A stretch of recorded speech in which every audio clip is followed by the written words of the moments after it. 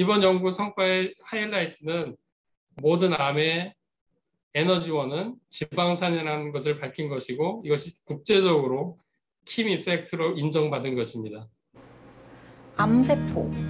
암세포의 에너지원이 포도당이 아니라 지방산이라고? 기존 항암치료법의 한계를 돌파할 수 있는 중요한 연구가 나왔습니다. 국립암센터 김수열 박사팀이 암세포의 에너지원이 지방산임을 세계 최초로 규명했다고 합니다. 연구를 주도한 김수열 박사를 만나보시죠. 이번에 하신 연구에 대해 설명 부탁드립니다. 기존의 암 에너지 대사에 대한 개념이 바뀐 내용을 설명드리겠습니다. 정상세포는 에너지를 어떻게 공급받냐면 잘 아시다시피 포도당을 혈관으로부터 공급받아서 포도당을 미토콘드리아라는 소세포 기관에서 ATP라는 에너지로 전환시킵니다. 이것은 이제 그렇게 되면서 이산화탄소가 발생하죠. 그래서 산소를 사용해서 이산화탄소가 발생하면서 이 포도당을 에너지원으로 사용하고 있습니다. 이게 정상세포가 에너지를 생산하는 방법입니다. 근데 기존에 알려져 있는 암세포의 그 에너지 조달 방법은 미토콘드리아가 망가졌다라고 얘기를 하고 있습니다. 그래서 미토콘드리아로 가기 전에 이 포도당이 세포질 안에서 젖산으로 바뀌면서 세포질에서 젖산으로 바뀌면서 여기서 약간의 ATP가 만들어진다. 이것이 와버그 이펙트라고 알려져 있는 내용이고 여기서 일부 에너지가 만들어진다. ATP가. 이렇게 알려져 있었습니다. 근데 사실 이 대부분의 그 ATP는 미토콘드리아에서 만들어지고 이 세포질에서 만들어지는 ATP의 양은 정상세포에 비해서 36분의 1밖에 안 됩니다. 그래서 굉장히 소량의 에너지가 만들어지기 때문에 사실 앞뒤가 좀 안 맞는 설명이었어요, 지금까지. 그런데 이제 이 부분을 어떻게 제가 과학적으로 증명을 했냐면 결국 여러 가지 실험을 해서 확인해 보니 와버그 박사님께서 얘기한 와버그 이펙트라고 하는 부분, 이 포도당에 의존해서 젖산을 만든다는 사실로 1931년에 노벨상을 타셨는데요. 그 사실은 맞는 내용이고 포도당이 왜 필요하냐면은 포도당은 핵산이나 아미노산들을 합성하는 데 필요하다. 즉 합성작용에 필요한 대사다. 와버그 이펙트는. 이것을 저희가 이제 규명을 했고 에너지 대사는 혈중에 있는 지방을 흡수해서 지방을 미토콘드리아에서 태워서 ATP라는 에너지를 합성한다. 이것을 저희가 세계 최초로 규명을 한 내용입니다. 그래서 암세포가 합성도 하고 에너지도 만드는데 에너지가 없으면 합성을 또 못하죠. 그러니까 에너지를 만드는 방식이 지금까지는 포도당이라고 생각을 했었는데 그게 아니고 지방산이다. 그 지방산에 절대적으로 의존한다는 것을 저희가 밝힌 것입니다. 그래서 요거를 조금 더 이제 그 비유적으로 설명을 해드리자면은 이렇게 되는데요.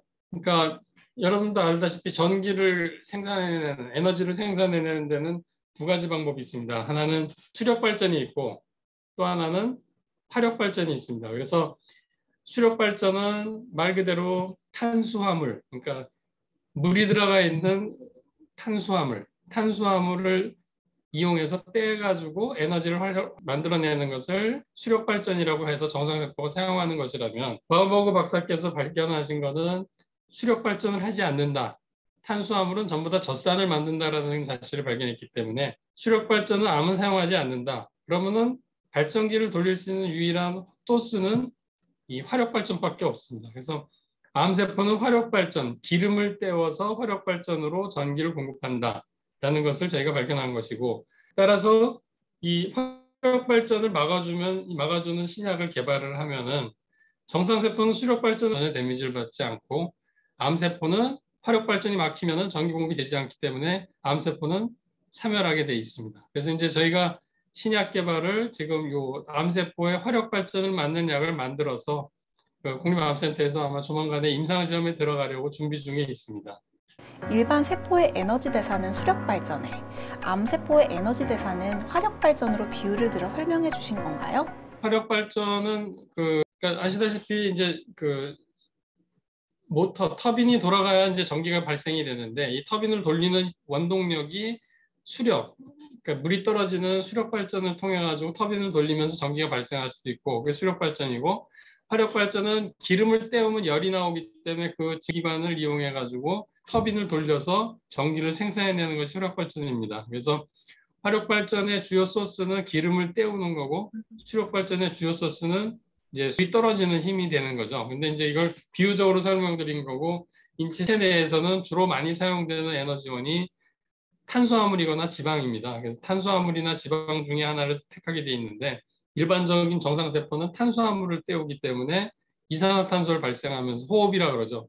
호흡을 하면서 이산화탄소가 나오고 그리고 이제 탄소가 이제 떼워지면서 ATP라는 전기를 만들어냅니다. 근데 이제 암세포는 그렇게 하질 않고 지방산을 떼워서 ATP를 만들어낸다는 거를 모든 암세포가 다 그렇다는 거를 전 세계 최초로 저희 팀이 발견을 해낸 게 되겠습니다. 정상세포는 포도당으로 대사를 하는데 왜 암세포는 지방산으로 대사를 하는지 이유가 궁금합니다. 왜 다른지는 저희도 잘 모르죠. 모든 암세포가 수없이 많은 수만 개의 뮤테이션, 돌연변이를 갖고 있는데 그 모든 서로 다른 암세포, 돌연변이를 갖고 있는 암세포가 공통적으로 100% 다 똑같은 현상을 나타내는 게 포도당을 젖산으로 만드는 거거든요. 그러니까 왜 그렇게 하는지는 몰라요. 근데 젖산을 무슨 역할을 하는지도 정확히 잘 몰라요.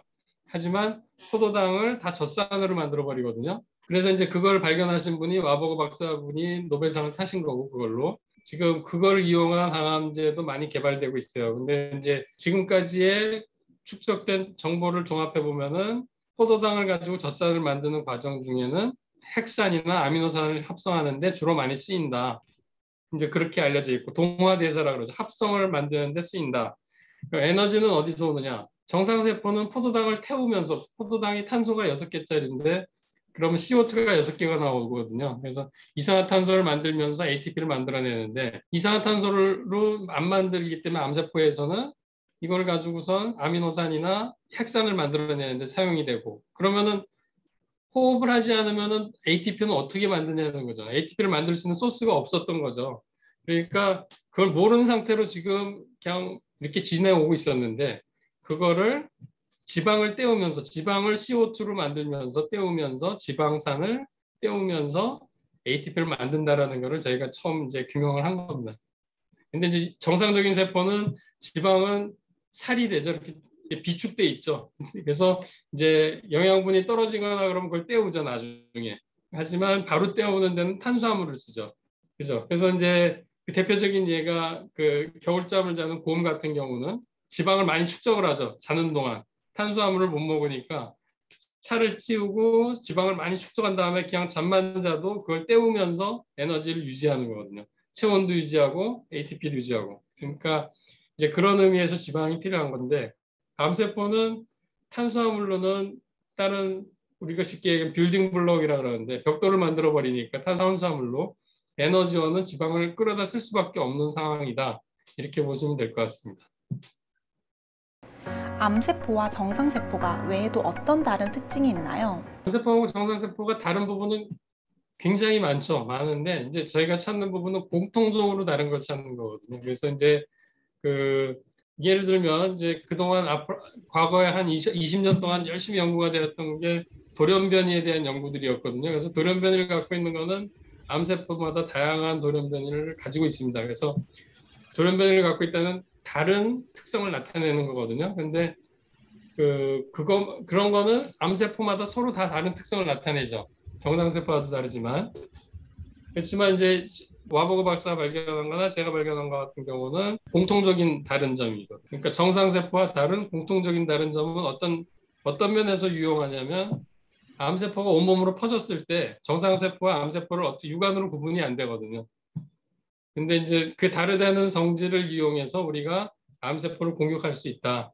이제 그 부분이 유용하게 쓰여질 수 있는 정보가 되겠습니다. 이번 연구 성과에 대해 말씀 부탁드립니다.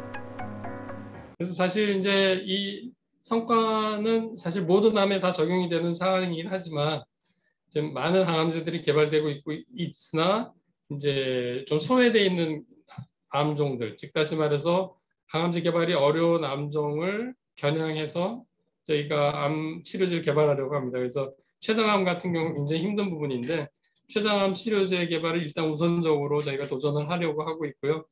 그리고 이제 이 적응증이 잘 효능이 된다면 모든 암으로 확대하려고 하고 있고 말씀드렸다시피 지금 저희가 지방산 산화를 막는 거기 때문에 식단 중에 지방이 저지방식 식단을 이용하면 훨씬 좋은 효과가 나올 것 동물 실험에 나오고 있어요. 그래서 임상학 시험에도 이를 적용해서 항암 치료와 더불어서 식단 조절도 같이 병행하려고 하고 있습니다.